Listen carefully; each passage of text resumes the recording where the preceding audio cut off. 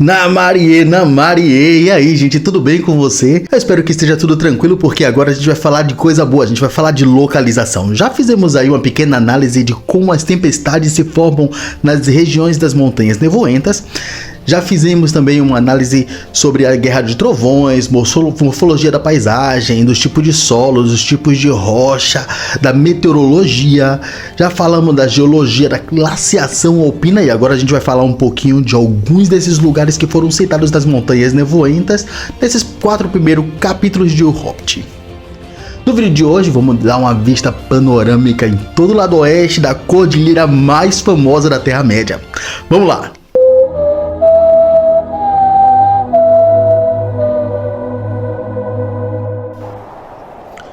Para além das montanhas nebulosas e frias, adentrando cavernas, calabouços perdidos, devemos partir antes de o sol surgir, buscando tesouros há muito esquecidos. A cadeia de montanha mais falada, mais famosa da Terra-média foi também inspiração para a canção Misty Mountain, com seus picos serrilhados, os caminhos tortuosos, os calabouços perdidos.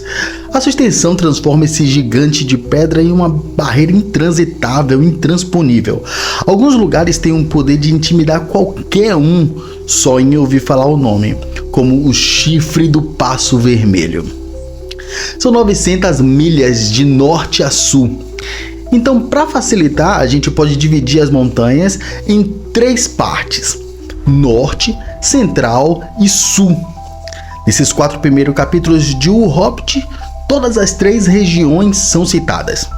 Logo no começo da saga, a gente ouve ali sobre as charnecas Etten, que ficam ao norte das montanhas. Obviamente que fica mais afastada das montanhas, mas foi por essa região onde os orcs tentaram invadir Eriador e foram ali impedidos por hobbits liderados pelo tio tetravô de Bilbo, o Bandobras Tuk, ou Urra-Toro Tuk. Depois Moria, que fica ao centro-sul das montanhas nevoentas. Moria era a mina dos anãos, que foi o seu lar depois da desolação de Smaug, e o palco da invasão dos orcs, que aniquilou com todos eles, decepando a cabeça de Tror. Tror é o pai de Train, Train o pai de Thorin, escudo de carvalho. E nessa parte central, quando os viajantes chegam a Valfenda, a última casa amiga se você estiver partindo desde o oeste, ou a primeira casa se você estiver vindo desde o leste, fica logo ali, na borda das montanhas, e é o caminho que foi tomado para os picos montanhosos até o centro da cordilheira. É bem por aqui que a nossa história tá nesse momento, o centro. É aqui que tá a cidade dos Gobelins. E é onde a companhia de Thorin, escudo de carvalho, está enfrentando uma horda de orcs furiosos. Já a parte sul das montanhas nevoentas não são nem sequer mencionadas aqui nessa história. Agora a gente vai focar só no lado oeste da cordilheira, porque não passamos ainda para o lado leste. A gente ainda está focado aqui, dentro da caverna dos orcs. Mas não se preocupe que quando nossos viajantes atravessarem para o lado leste, eu trago toda essa parte de cá nos próximos vídeos, beleza? Só para esclarecer, a gente está lendo o Hobbit e em paralelo com o Hobbit a gente está acompanhando aqui o Atlas da Terra-média, porque assim a gente pode saborear melhor e absorver muito mais informações com detalhes que às vezes a gente deixa passar. Na parte norte, a gente tem uma outra cadeia de montanhas conectadas às montanhas nevoentas. São as montanhas de Angmar. Ered Mithrin é o seu nome verdadeiro, conhecida como as Montanhas Cinzentas. Veja bem, quando os anãos estão na toca de Bilbo numa festa inesperada, eles cantam uma música sobre as montanhas nebulosas. A canção dos anãos teve ali naquele momento o poder de arrebatar Bilbo e ele foi levado a lugares distantes. Se viu ali carregando uma espada ao invés de uma bengala de viagem. A canção dos anãos tinha sempre esse poder, né? De prender as pessoas, o poder de arrebatar as pessoas. Mas em um determinado momento, Bilbo é confrontado e terminou tendo um ataque de nervos imerso ali na canção. Ali naquele momento, quando ele tenta retomar a sua lucidez, Ele tenta se explicar ali para tentar se defender ao acesso que ele teve, dizendo que ele tinha um tio tetravô que lutou na Sarnecazetem, e aquilo foi somente um exemplo que ele invocou para tentar mostrar aos anãos que era simplesmente corajoso por conta de um ancestral. Mas é Gandalf que explica sobre a situação e fala sobre essa batalha na Sarnecazetem. Os orcs que estavam vindo das Montanhas Cinzentas, que era uma região infestada deles, e desceram ali partindo para o oeste. E foi aqui nessa região que aconteceu a Batalha dos Campos Verdes, no Monte Gram, bem longe, o ponto mais distante das Montanhas Nevoentas, ou mais perto das Montanhas Cinzentas, que ficam na parte norte. E essas montanhas se conectam aqui com as Montanhas Nevoentas. Então essa é a primeira região, descendo ao oeste das montanhas. Logo abaixo a gente tem a nascente de um rio bem grande, que nasce nas Montanhas Nevoentas. Esse é o rio Valgregor. Esse rio que vem descendo carregando sedimentos brancos e cinzas das montanhas, e por isso é que ele recebe o nome de Fonte Gris. Esse rio passa pelo lado dos morros frios e pela borda do ermo e vai descendo ali. Agora veja, no dia em que os viajantes passaram por essa região aqui, chovia muito, chovia cântaros, e o rio trazia sedimentos de um vermelho apressado. Isso mostra os diferentes tipos de rocha dessa região e muito provavelmente essa localidade onde a chuva orográfica estava incidindo com mais força, o que fez com que o rio transbordasse e ficasse mais violento. Então a gente tem toda essa região aqui que não é citada, mas por conta desse rio, esse rio daqui, a gente pode entender sobre essa região de uma forma mais indireta, entendeu? E aqui a gente tem a borda do ermo.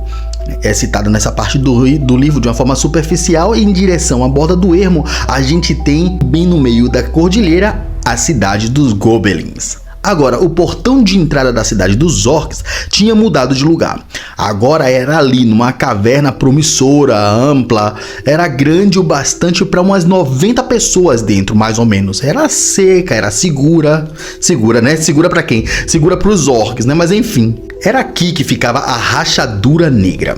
Agora, o que é a Rachadura Negra? A Rachadura Negra era o portão de entrada que ficava escondido no fundo da caverna, era camuflado. E ele dava acesso ao interior da cidade dos Gobelins.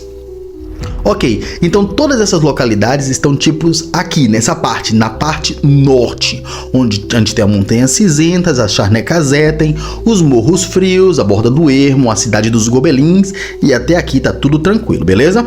Bom, parte norte. Na parte norte a gente tem um rio descendo de norte a sul, que é o rio Valgregor. Ele nasce no meio das Montanhas Nevoentas e passa ao lado de Rhudaur. Essa região aqui é a região central da montanha.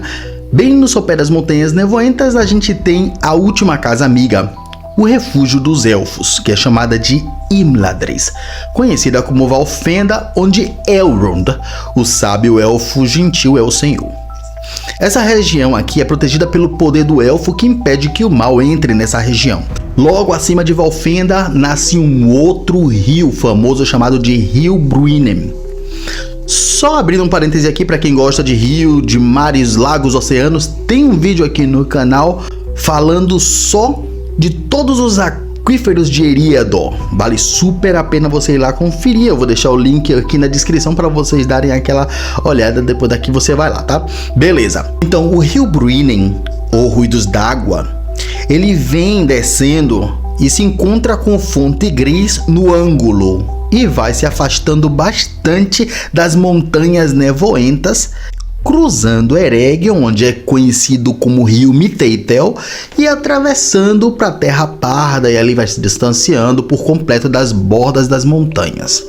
Então, é na parte central que os nossos viajantes saem para tentar atravessar para o lado leste, e eles viajam sentido norte. Óbvio que desde aqui desse ponto de Valfenda até as Montanhas Nevoentas são dias de viagem. Aí lembrando que a viagem é feita por anãos, está sendo feita por anãos. Mas a gente não tá usando os pontos cardeais aqui dentro da configuração do ponto de vista dos anãos, do ponto de vista anânico. Não, a gente sabe que os anãos eles seguem pontos cardeais num sentido bem diferente. Eles usam leste, sul, oeste e norte, mas a gente aqui tá seguindo os pontos cardeais normais, norte, sul, leste e oeste, nesse sentido assim mesmo, tá beleza? É só mais pra quem tá ligado mesmo aí no sentido de localização, não fica confuso nem perdido acerca de que tipo de norte em relação aos pontos cardeais a gente está utilizando. Não é o anânico, é o humano, beleza? E tem vídeo aqui no canal também explicando direitinho sobre os pontos cardeais dos anãos. Eu vou deixar o link também aqui na descrição para vocês darem uma olhada. Então, como eu ia dizendo, a companhia de Thorin sai de Valfenda, toma rumo norte. É dito que eles passam pela borda do ermo, como eu falei antes, e sobem para a cidade das montanhas, que é justamente a cidade dos Gobelins. Gandalf sabia que ele não ia atravessar essas montanhas sem passar por aventuras atemorizantes, e foi o que aconteceu. Eles enfrentaram aqui nessa região tempestades terríveis, tão fortes que era como se gigantes de pedra tivessem despertado e estivessem brincando de jogar pedra uns nos outros. Pois é, não eram gigantes de pedras de verdade, seres, era uma metáfora, né? E se você quiser explicação para toda essa metáfora que eu já falei aqui no canal, eu vou deixar todos esses links acerca desse tema aqui embaixo na descrição também. Então, se você quiser, não deixe de conferir lá embaixo, tá bom? Então, essa daqui é a parte central das Montanhas Nevoentas, e aqui a nossa maratona. Os viajantes estão fugindo dos orcs aqui para tentar passar para o outro lado. Eles levam dias aqui dentro, perdidos nos labirintos de caverna dos orcs, nessa cidade aqui dos orcs. Então eles estão mais ou menos por aqui, ó. E Bilbo se perdeu nesse percurso, ele bateu a cabeça durante a fuga e caiu. Já na parte sul das Montanhas Nevoentas, parte mais demarcada que a gente tem, mais mapeada que a gente tem.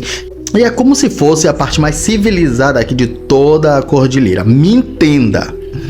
Dá pra ver aqui, né? Tá bem claro. A gente pode ver aqui que tem muito mais cidade, muito mais coisa, muito mais informação por aqui, por essa região. Logo no finalzinho, na parte central, no começo da parte sul, a gente tem logo de cara a crista do Azebin. E daí a gente tem a famosa Moria. Em O Senhor dos Anéis é muito linda a descrição que é feita sobre todo esse território aqui e de todo o percurso que precisa ser feita para chegarem em Moria. É simplesmente encantador. Agora, gente, só para deixar claro, Moria é uma região. Muitas vezes a gente termina se confundindo, achando que Moria é um lugar específico. Não, mas Moria é um país. Ela é como Eregion, ela é como Eriador, é como Terra Parda. E dentro de Moria é que tem várias cadeias de montanhas, e as minas de Moria, sim, seriam um lugar específico. As minas ficam... Em cada uma dessas montanhas aqui tem minas de diferentes materiais, e é por isso que são chamadas de Minas de Moria. Olha isso aqui, Moria é uma região que ela pertence a dois lados da cordilheira. São 3 conjuntos de montanhas: Caradhras, que fica do lado oeste, e Fanwidhol, que fica do lado leste. Só abrindo um parêntese aqui para não ficar excluído, né, que Fanwidhol é o local que fica mais próximo de Dol Guldur. E Dol Guldur é o único local dessa região aqui que é citado no começo da saga. E aí você já sabe tudo o que aconteceu aqui, né? As masmorras do Necromante, lógico, que é a outra parte que é citada também desse lado de cá, fica na região norte. E acontece só para contextualizar a história dos anãos, que a gente já sabe o que aconteceu, né? Foi aqui, nessa área aqui, onde ocorreu a desolação de Smaug. E essa parte daqui, ó, Urzal Seco, que é a parte onde os dragões se reproduzem. Ah, tem uma coisa bem legal que acontece, que é a migração dos anãos, que será por aqui, pelo meio dessa floresta, até chegar em Moria. Mas isso aqui é um outro assunto, a gente vai entrar em detalhes sobre isso posteriormente. Mas voltando para a terceira cadeia de montanhas, a gente já viu Caradhras, Fanwidhol, e a terceira é Celebdil. Celebdil fica bem no meio, enquanto que Caradhras fica a oeste e Fanwidhol fica a leste. Celebdil fica bem no centro. E ela vai se conectar diretamente lá com o sul, com a última montanha das Montanhas Nevoentas, que é chamada de Metedras. Metedras, ela fica no ponto neutro, bem no coração do extremo sul da cordilheira, onde a gente tem aqui o Vale do Mago. Então a gente pode entender que esse Vale do Mago está super protegido aqui por toda essa cadeia de montanhas. E para finalizar, separando aí as montanhas nevoentas das montanhas brancas, a gente tem o Desfiladeiro de Orohan. Então, montanhas cinzentas no norte, montanhas brancas no sul, e no meio a gente tem as montanhas nevoentas separando o oeste do leste da Terra-média. Agora, só para dar uma pincelada aqui, Eregion e Terra Parda e Eregion. Essas duas regiões ficam ao sul das montanhas nebulosas, no lado oeste. Isso aqui tudo, gente, tudo isso aqui, nem sequer é comentado, nem passa na mais remota ideia que isso existe na cabeça de Bilbo. Tipo, o Bilbo, coitado, ele não tem nem noção do que tá acontecendo do lado de cá. Ele tá acontecendo na Terra-média agora. Ele nem vai imaginar que existe o mundo ainda pro lado de cá. E isso é fantástico. Isso é um universo muito rico e mesmo assim, mesmo separado, tá tudo muito conectado. Imagine você que Bilbo sai do condado e passou por aqui, bem por essa área daqui.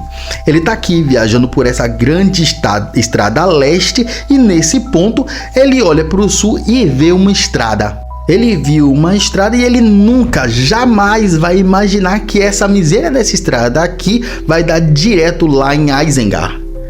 Se Bilbo desce por esse caminho aqui, o caminho verde, e pega a grande estrada sul, ele vai dar certinho na porta do Mago Branco, Saruman, o Mago do Vale.